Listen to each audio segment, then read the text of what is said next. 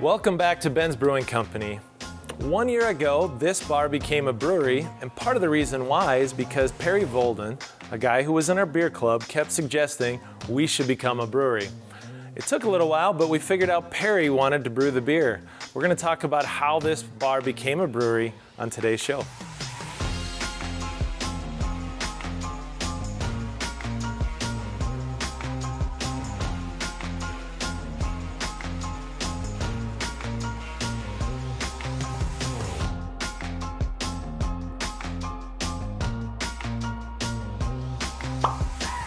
I'm here with our head brewer, Perry Volden, and we're going to talk about being in the brewing business for 1 year. So Perry, how did we get started on this? It seems like it started with you.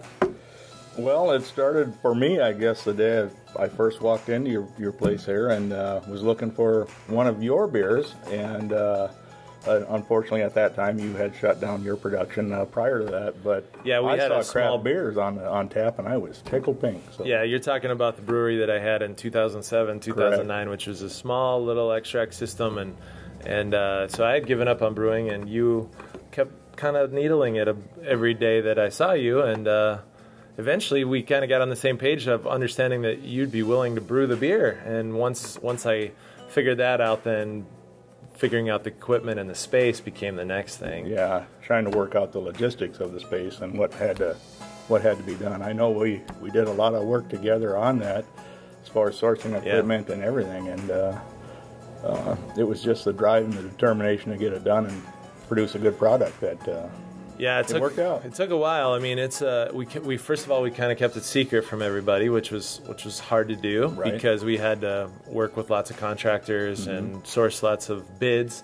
But you know, we're now on a 1 year anniversary, and things have been going really well. So I had kind of this rough goal of 300 barrels of beer in a year, and I based that off of somebody who had a 5-barrel system like us, and I thought, okay, let's do that. But I think it was a little ambitious because we barely distribute. We're a bar that sells everybody else's product too. But we beat that. We've surpassed 300 barrels in the first year. Oh, wow. So tell me a little bit about how you even got involved in brewing, because you know, I wouldn't have got into a brewery with somebody who had no experience. Right. I originally got involved in brewing way back, I would guess probably 86 when I did my first home brewing. And I did that for a number of years. And what kind of system was that? It was all extract system. You know, you bought the can of your condensed wort, if you will, you know, your syrup, and added your water, your hops, your any other adjunct ingredients, and put it all together, kept it as clean as possible, just like in, you know, the big boys. Yeah. So you didn't create a funk in your beer, and hope for the best on it. And right. It was always very good. Yeah, so I think the thing with homebrewing is a lot of people start and they quit pretty early on because they realize there's a lot of other things involved. It's not just the brewing, right. It's the sanitation, it's the waiting, yeah. It's the bottling. So did you stick with it? I stuck with it for quite some time, probably about 10 years, and then I backed off. And then after I retired from the fire service in 2010, I had an opportunity to get into a little bit, you know, bigger system, bigger from the standpoint of moving from home brewing to an actual professional on a small 1-barrel system. Right. So yeah, and different in the sense that like home brewers are always wanting people to try their beer, and you were brewing for a place that like they are here to order your beer, so you better get it right. You bet, get it right and hope for the best on it. The thing with beer is, you know, fairly forgiving. You know, I say that in the realm of it's forgiving as long as you provide the cleanliness and the environment, the right environment for it to thrive in. Yeah. So. Well, and I think one of the more common questions we get is like, how do you guys come up with the recipes? And I always say, you know, at this point with somebody like Perry who's brewed so many batches of beer, it's kind of like being a chef. You know by tweaking this ingredient what it's going to do to a batch. So starting off with a base recipe and tweaking, I mean, that's what experience brings, right? Correct. Yeah, you know, even then there are those batches that may not turn out exactly as I wanted them. You know, I mean, from the sense of, well, personal preference. If I did a pepper beer, for example, I want something personally. Super hot. Not necessarily super hot, but I want a bite. Yeah. Yeah, I like a nice burn. Right. And that isn't something that would sell to the No, majority. it's a balance of like, okay, we have to sell it to more than just you. Exactly. Yeah, right. Yeah. So I guess one of the things that I think is another topic around here is people probably think the life of a head brewer is super glamorous because you're always just brewing beer. What is a typical week like for you? Typical week, I think, is about the same for any brewer. You're spending the majority of your time keeping things clean. I'd say majority, because that is the most critical portion of the brewing.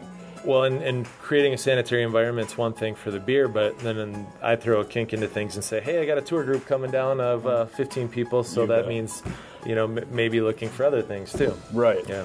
Yeah, it's a whole aspect. We want to keep the entire place clean, and, you can be clean and still have water spots on equipment and stuff because you're throwing a lot of water around the room, and you're gonna end up splashing equipment. Even if you've just wiped it down, it looks nice and shiny. You come back in and, oh man, I missed a whole area. So it's ongoing. But I mean, you're checking gravities, you're carbonating beer, you're doing every aspect throughout the week that it takes to get the product from the grain to the wort to an actual fermented product to a carbonated beer and into the kit. Well, the grain right there's something you have a little bit of work involved with too, because we're in a basement, which means there's no pallet jack to just put this over in a corner and deal with it tomorrow. What happens with our grain? With our grain, we go through basically a 4x4 hole, a trap door in the back by the back exit. We open it up. Everything has to go up and down a hand crank lift. Yeah, about 350 pounds at a time. Right. And we have pallets of it. And probably more exciting is when the truck driver just decides to show up. It's always a surprise. We say to make an appointment because we have this limitation, but they just kind of show up when they show up. And, notorious for that. And we have to open a huge hole in the floor and hand crank everything. Yeah. And we can only do that at certain times of the day, and obviously that cannot happen when we're open. Yeah, it's not. It's a safety issue. Yeah, it becomes a safety issue. You can't block the exit, etc. So, it's a very physically demanding job. Yeah, I mean, you're going to be working, and I like that. Yeah, no, you've been up for that, and the hours are interesting. At least the way you've dealt with the job, because you're not here all day, but you're here several times a day. Quite often. Like. So you might be here at 5 in the morning, and you might be stopping back at 3 to check on things, and you might even come around at 7 p.m. to see how things are carbonating. Yeah, that might be my excuse to come in and have a beer, but I doubt it. Yeah. No, I do. You have to, especially with the beer, you have to stay on top of it to see that things are going the way you want them to go. Yeah. And the only way to do that is by checking them off. Tell me maybe a goal for the next year. What do you want to do in terms of a beer? Where do you want to see us if we have this conversation in a year, something that's markedly different? Well, and we have talked before on this, and, I've mentioned multiple times, we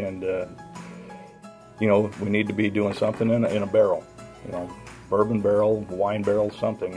Age one of our beers, maybe a bigger beer or something to give it some nice barrel-aged flavors, oakiness, etc. That's one avenue. The other one is, at some point, we got to do a kettle sour. We got to do sour. I mean, you and I have been talking about that for a long time, and we're interested in the kettle sour route because we don't really want to introduce the live sours into that brewing space. Into the brewing space itself. So if we did a kettle sour, everything's confined to that kettle, and you minimize any risk of contamination, cross-contamination. So when do you want to do it? Yesterday. Well, let's get going. Well, I do want to thank you for all the work you've put in. You've made tremendous beer. It's always carbonated perfectly. I mean, from a technical standpoint, our beer's always been spot on, which is awesome. And then flavor-wise, I mean, I'm a big fan of things like Westside and Zebra and some of these flavors we've been putting out. So, and now the new Russian Imperial Stout that's coming out soon. So, which, by the way, we had a taste of this morning, and it's definitely early in the fermentation process, but I had to check the gravity.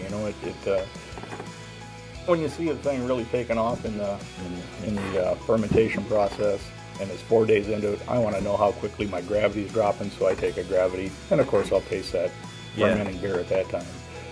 And it's promising at this point. Yeah. So. Well, we talked a little bit about Westside Park and how it's been our #1, so let's tell everyone how that one's made. So Westside Park has been our best-selling beer from day one. To make this beer, we use 2-row barley, some Pilsner malt, crystal, red wheat, and a little bit of corn sugar to dry it out so it's not so sweet. The hopping comes from Dakota Challenger here in Yankton, South Dakota, Centennial, Amarillo, and Citra. This thing is double dry hopped and clocks in at 6% alcohol. The IBUs are 42 on this. It is beautiful and delicious, and it continues to dominate here at Ben's. Thanks for watching today's show. We're very lucky to have Perry Volden as our head brewer. We're in good hands with him. Next week, we're going to be taking a different approach. We're going to be talking to one of the people who makes the food around here. And no, we're not a kitchen, but we do bring in a great caterer to host some amazing events up here in the Cop Room. We're going to hear from Michelle Donner next week.